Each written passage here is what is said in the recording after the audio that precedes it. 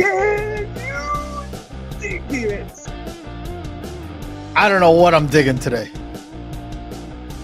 You're digging a Welcome hole. back to Windy City Did It's Bears postgame edition. Bears drop went to the Falcons by 3. I called it. Yeah, usually Carl calls things and it's not good, so I was hoping you were wrong. Reverse psychology. So let's digest this. Okay. Let's talk about who were your your positive guys for the game. Positive guys. Let's go positive first. Give me a digit you were excited about today. Montgomery was good today. Montgomery was good today. I'll give you that. Is that it? That's it. I thought Kyler Gordon had a good game. I think he had a good game, and I would still say that Fields had a good game for the play calling that he was given. Ooh, hey! Skokes, I completely agree. This is like me with the Bulls the other day when I was messaging you. But, yeah, Luke Getsy, I didn't understand a lot of that today. I've been complaining about the play calling for a while, right? And at certain times. Look, it's early. I said early in the season, I said run the ball. They finally ran the ball, right? Today, they should have been passing the ball. This is like one of the worst teams against the pass. They haven't had a sack in like 3 games. And we run. It was almost like watching Matt Nagy's offense. Run first down, run second down, 3rd and 15, pass the ball. That's what it felt like. First time all year we haven't scored in the third quarter. Justin Fields is obviously not feeling great. And then all of a sudden, we got a 2-minute drill. Here's the chance for Fields to pass the ball, and you call a run play for Fields and then another run. Again, where he gets hit late, it doesn't get called, right? Should have been a call. Should have been a first down, right? Yeah, he got hit square in the head on that slide too. Yeah, Mariota gets touched on the knees, on the feet, and it's a rough in the quarterback. It's been rough as a Chicago fan lately with the ref calls, whether it's the Bears, Bulls. It's been ugly. Look, last week was brutal. Last couple of weeks have been brutal for the referees with the Bears, right? It almost feels like the league is trying to tank the Bears so that they get a high draft pick. Like conspiracy theory. Look, last week it was 9-2. This week, again, on a key play, they call roughing the passer when the guy get barely touched on the feet. He didn't go for his knees. He didn't, I understand the rule, but even Moose Johnson, the broadcast said that's not the spirit of the rule. It shouldn't have been a call, right? I agree. Hey, Scooby-Doo. Thanks for checking in, Scoob. Look, the referees have been brutal. Like even they showed a couple of the calls in the game, right? What the heck? There was a holding call against, I think it was Gordon early on. It didn't touch him. Like either they got the wrong number or it was a terrible call, right? It was a terrible call. He touched him, but it was not a holding. I don't get how it is like the last 4 weeks, maybe the last 3-4 weeks. How is it that the other team doesn't get one offensive holding call? I don't get it. Like I don't understand that. I don't get how that's happening. But that aside, right? This one today falls squarely on Eberflus and Getsy and Williams, 100%. I would even say more on Getsy. I really don't blame Williams so much. I mean, their defense is just terrible. I mean, their front line is terrible. Look, it falls on Eberflus too. That decision at the end of the first half but I agree with was absolutely terrible. No, it was absolutely terrible. You're going for a 56-yard field goal at the end of the first half when you just had a 10-point lead, right? Cordell Pat. So you would have punted that ball. I would have punted that, but look, there's less than a minute to go in the first half. You're up 3. You're trying a 56-yard field goal. When your defense can't stop anybody. You're going to give them a short field. They have to go 30 yards for a field goal. Yep. Their field goal kicker could easily hit it from 60. I didn't understand it either, quite honestly. I mean, if you're going to do anything, I'd actually would have gone for it other than either that or punt, but not a 56-yarder for a guy whose career high is 55. You're still not going for it there. And the reason I say that is because you're still at like the 40-yard line. Well, right? You're right. And they can't pass the ball. I mean, the receivers don't get open. If you look at most of those plays where they were showing the replays, Fields, there's nobody to throw the ball to. Nobody. And he doesn't have enough time for the receive. He doesn't have enough time for the play to develop. That line we have right now, and I saw Twitter light up that the line is terrible. Look, this is a patchwork line. The only guy you got in there that's regularly playing is Whitehair and Jones on the left side. Patrick's hurt. Tevin Jenkins is hurt, right? Borum isn't playing. The team is that line is awful, and they don't give them enough time to throw. Let's take a look at what Skokes is saying here about pass to rush ratio. Fields threw 21 attempts. They rushed 41 times. 41 times, man. But that's not anything different from the last couple of weeks.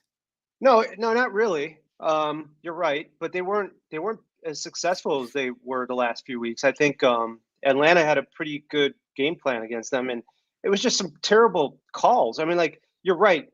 How many times are we going to run the ball on a long second down and put ourselves in a position where we're 3rd and 11, and we can't pass the ball? And one of the other things I was going to mention was, I know we traded for Claypool, and I know it's been 3 weeks since we've had him, roughly. Yeah, I think we've had him for 3 weeks. How long does it take a receiver to learn the play calls and the routes on a team? It's not that. Look, he's the outside receiver. I get that. He's the outside receiver. You need at least 4 seconds for that play to develop to get the ball to Claypool. He doesn't have 4 seconds to throw. Well, I don't know about that, man. Anyone who's played football on the outside receiver, on a slot receiver, you got time. You can throw a slant. On the outside receiver, he's either going deep or he's running an out to where he's running the guy off the ball and he's coming back for the ball. That's at least 3 seconds for that play to develop. The play doesn't have long enough to look at Justin Fields. He gets back there. He's got 1, 2, and then he's got to run or he's got to get out of there. So the play's not developing. Yeah, but he's okay. So first of all, he's a bigger body than Aquamenius. Do you like how I said Aquamenius? Yeah, but look, he's playing the slot. I understand that, man. Right? Yeah. Yeah. I don't understand not putting him in the game more. I don't. Part of it is the play calling. I understand that. Part is the play call, and the other part of it is the routes that he's designed to run. It's not enough time for those routes to be. No, not when he's straight in the pocket, but they were not pulling him out, rolling him out much either, Justin Fields, other than running today for passing. In the third quarter, you could tell he was hurt. He had no legs. He was. He looked exhausted. They were stretching his hammy. And then of course he hurts his shoulder too. So hopefully he didn't break a clavicle or something like that, man. Look, that one's on Getsy. I don't get why you're calling a run play. Yes, when you need to drive 50 yards possibly to try and even get a field goal. Yeah, that was a terrible call. That's on Getsy. 100%. Yeah, I agree. I agree with that. I don't know what else there is to say to it. The only way we win these games is with good play calling by Getsy and outstanding play by Fields. We got lucky in this game actually with some of those turnovers. Look, I'll say this: It was with the way the games have gone the last couple you of weeks. do declare, coach declares. With the way the games have gone the last couple of weeks, even with Justin Fields playing the way he's been playing, with the way the referees have been calling the games, it's almost impossible for us to win any of these games. Literally. Because of the referee? Look, the other team last week against the Lions was brutal. Like, there were key plays, and they even said after the fact, like, okay, yeah, we made a mistake. This shouldn't have been a penalty. I know. But it's a combination. Look, it's not just the referees. No, it's not just the referees, but the point being is, like, even if we played a perfect game, the referees are taking us out of the game. That is true. And in fact, we do have to play almost a perfect game in order for the Bears to win, especially on offense. And I think that's really tough. I mean, we're asking Justin Fields. I mean, he's been like setting records for the last 5 games, which is amazing for a Bears quarterback. I mean, it's just fun to have him in the highlights, but that's also putting a ton on a second-year quarterback to be the ultimate savior for your team and play flawlessly. So I think that's going to continue to be challenging, and hopefully he's not hurt. Look, it's a catch-22, right? You're running these running plays for Justin Fields because you're trying to win the game, right? I get that part of it, right? But we're not developing him as a passer. You can't. How can you? I mean, well, you can't with the offensive line. And no, but I mean, with some of these receivers. My point is, like, you and I have talked about this, right? We get down into like the 30, the 30, 35 yard line. It gets down to like a 3rd and 8. And instead of trying to get him a chance to make a play, we run the ball. Mm-hmm. Right? You're not putting him in these situations that he's going to learn from. Look, I would almost rather him stand back in the pocket, take a couple sacks, maybe even throw an interception or 2, because he's going to learn that way, right? Instead of like him running left and right, great, he's getting like 80 yards a game, right? We're scoring 30 points a half, right? But 30 points a half. 30 points a game, right? But I mean, like, look, games like today, when he should have been passing, he's not. He's not. And that's 100% on the coaches. That's not on Justin Fields. I absolutely agree with you, man. Right? Just got carded quick, holding up shoulder. Yeah. Yeah, Simeon was ready to jump in there for a second.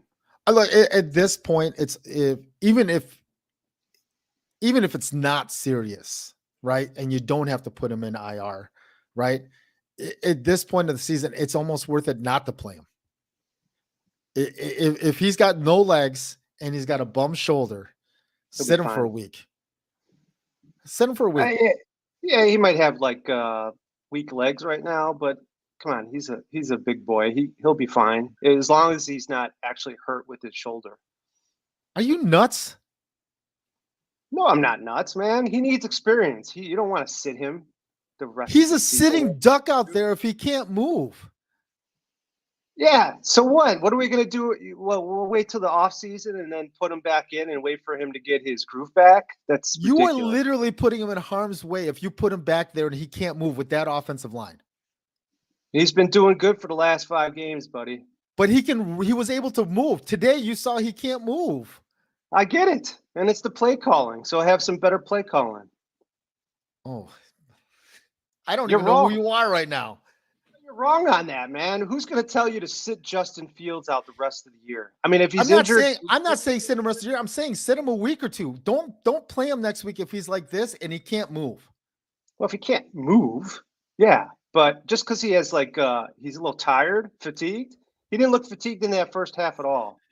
It was the second half he was getting worn out.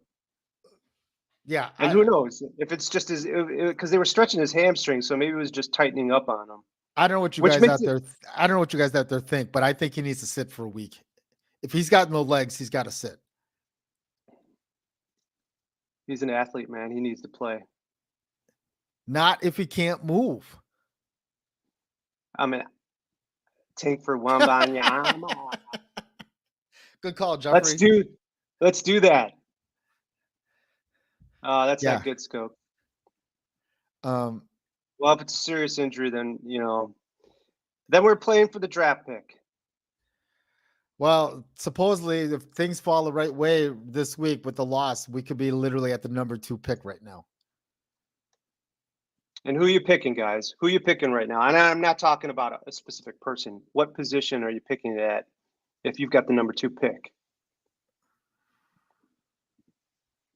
I don't think you can say that until I see who's available and who's declaring for the draft. Okay, well, I'm going to say defensive tackle. Okay. That's my pick. They need an edge rusher. I know, God, they need so many things, but I think you're going to get like an exceptional defensive tackle high in the draft. So like that's what I would do. Yeah. See, Jeffrey agrees. Yeah, If it's he one can't guy. move, if he Keep can't going. move, if he can't move, you can't play him. No, of course, if he can't move, if he's just got dead legs, I'm playing him. I'm pushing him out there. All of Chicago will literally, we're losing viewers right now, literally because of you. No, all of Chicago will say you're crazy. I would disagree with you, man. Jeffrey, I agree with that pick also. Like if Harrison's available and he declares, I'm taking him over a defensive guy. That's who I take. That's who you're grabbing, huh? If he declares for the draft, I'd take him in a heartbeat. Yeah, I don't see how you play. But it sounds like he's not going to be able to play anyway because it sounds like it's a serious injury. Thank God it's not his throwing shoulder because it looked like the shoulder he was grabbing was his left side. It was his left side, man. So, what do you think about some of the other players that have been playing instead of like Sanborn? What do you guys think of Sanborn? I like his presence out there, man. He's actually a pretty good. He's actually a good player in comparison to Roquan Smith. I think he's actually very comparable from what I've been seeing. well, it's the I don't scheme. I don't know if Roquan was such a big loss. The defense can't stop anyone, so it's hard to say. I know that, but when you're looking at some positives out there, I think Sanborn would be one of the positives on defense. And Gordon seems to be developing. Eddie Jackson continues to have a pretty solid year. I mean, the Falcons don't have a very good passing game to begin with, so it's kind of hard to judge this game with the secondary, but the secondary played pretty well. It's hard to look at the defense because this is not a traditional Bears defense, right? It's hard to look at the defense because they're not getting off the field. They're going to run the ball and we can't stop it. It's going to be a passing down, and then we get either we can't cover it or it's a defensive holding, or a defensive penalty. I agree. Sanborn is playing well. He's been kind of thrust into that spot. I think he's been playing well. Do I think he's the long-term answer? I don't know. Yeah, I don't know if he's that long-term answer in that spot. You obviously need some help on the line. I think the secondary is going to be okay, but the depth in the secondary is really weak. That kind of showed when Kyler Gordon got hurt or they took him out of the game. Mm-hmm. So it's hard for me to look at any kind of positives right now. It's really honestly hard to evaluate any kind of positives because I just feel like this coaching staff right now, they were doing well. And today, this one falls squarely on it. I almost feel like saying, tell me you're trying to tank the season without saying you're trying to tank the season. There you go, buddy. There's a recent ranking of the 2023 NFL mock draft. So if Harrison Jones Jr. is in there, you guys are all picking Harrison Jones. It's not Marvin Harrison. That's what I'm Jr. sorry. Yeah, Harrison Jr. I would take Harrison Jr. He is a game changer at a wide receiver spot. You pair him with Claypool and with Mooney, and you get somehow, you through free agency. I think he can make an immediate impact. I think at the defensive line and edge rusher, I think you can get some help there through free agency. You definitely have got the money, and you want to get some established guys to play that spot. I don't know if I would waste that high of a draft pick on, unless they're a complete game changer. But I think that you can get help on the defensive line through free agency. Okay. All right. I'm just checking out the upcoming NFL free agent pool here. We're talking about, you're thinking, see, I think you could get maybe some offensive line help free agency wise. You're gonna get help on both lines through free agency. Yeah. But I think if you're gonna draft that high, like one or like not the one, but probably in the top 5, if Harrison Jr. comes out, I think that's the guy you got to get. Let's get Clowney from Cleveland. Is he making that much of an impact from Cleveland? I don't know, man. I don't hear his name every week. Let's put it that way. I do not. I'm looking at some other players here that JJ Watt. Skokes, I completely agree with that. I'm not looking at it. I'm looking at my screen, a different screen. What do you say? Skokes says if we're in the top 5, take a defensive lineman, but if we're not, then trade down. I'm good with that. I like that idea. I think Jalen Carter would be a great pick. Yeah. Well, that's where we're at in Chicago sports. We're all about the off seasons in Chicago sports. Well, look, things like I saw someone saying, like, for a 3-6 or 3-7, 3-6 team, this is the most positive, most energetic we've been about a Bears team being 3-6. But today, that went all out the window. Yeah, I don't know about that. Okay, so let's look at the past 4 games that we've lost. They've all been close, right? Yeah. With a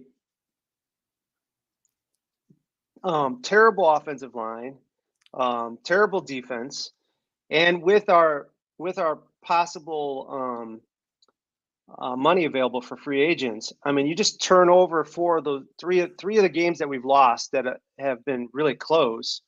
They're back in the playoff race right now. So it shouldn't be that difficult with some good eyes on talent for us to be a playoff team next year. I would agree with you, except for that coaching performance today. All right.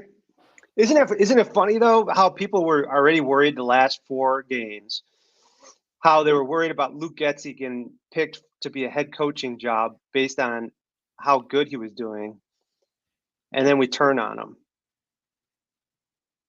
Look, it's kind of like how I turned on Zach LaVine the other day. Look, I told that to you at the beginning of the season, and you told me I was crazy. I said, about Luke Getsy? Yeah, I said Getsy is going to be a head coaching candidate in the not too distant future. I didn't think it was going to be end of this year. I thought maybe at the end of next year, right? But today, he put QB1 in harm's way today. He certainly did, man. Yeah, we could have easily won 3 of the 4 games we lost. I agree. If we had some better players. No, I disagree with that. I was at the Lions game last week. We should have won that game last week. We played well enough to win the game last week, and the referees, I don't complain about referees taking away games from us very often. They took the game away from us last week, going 9-2 in penalties against us, and on key plays, like when Sanborn makes an interception, and then it's a penalty, right? Justin Fields is getting crushed and there's no call, right? I mean, last week is a game that we should have easily won. We played well enough to win. We played well enough to win, and the referees took it out of our hands. Our offense played well enough to win. Yeah. And I think that's true of the two previous games. I agree with that too. Our offense has played well enough to win. Yeah. And earlier in the season, we wouldn't have said that. We were like, what's going on with this offense? Yeah. I mean, it changed like a light switch, man. I mean, it's been pretty electric, except for today. Today was, I thought we were going to be putting up like 38 points after that first half, the way we were playing the first half. Yeah, and look, and obviously something happened in the third quarter because Justin Fields was not running. You could tell he wasn't taking off. He was trying to pass. Yep. Getsy actually changed the play calls because he wasn't calling as many designed runs. He was trying to hand the ball off, and he was trying to, just basically milk the clock and just trying to get us in a good position. Third quarter, I don't blame him for that play calling because Justin was hurt. Fourth quarter, absolutely, especially that last 2-minute drive. That was awful. Like that was that type of stuff is like every Chicago Bears fan should be pissed off at Luke Getsy right now for him making those play calls and potentially, especially if Justin Fields is hurt on that first run out of bounds where he hurt his shoulder. And if that's a serious injury, then that's 100% on Getsy. I'm with you, Coach. Because that was a designed run, and that's 100% on Getsy. So it was a terrible call. Yeah. So terrible call. Frustrating day for Bears fans. Another one we should have had. Just up by 10 again, and we can't hold the lead. So Bears lose today by 3. Nothing else to say. We'll talk about the draft next time. All right. If you haven't had a chance to hit the like, hit the subscribe, hit the bell, get notified of future episodes. We do appreciate what's been watching us on YouTube, Twitter, and on Facebook. We will see you guys in the next video. Peace. Love. And digits. Boom.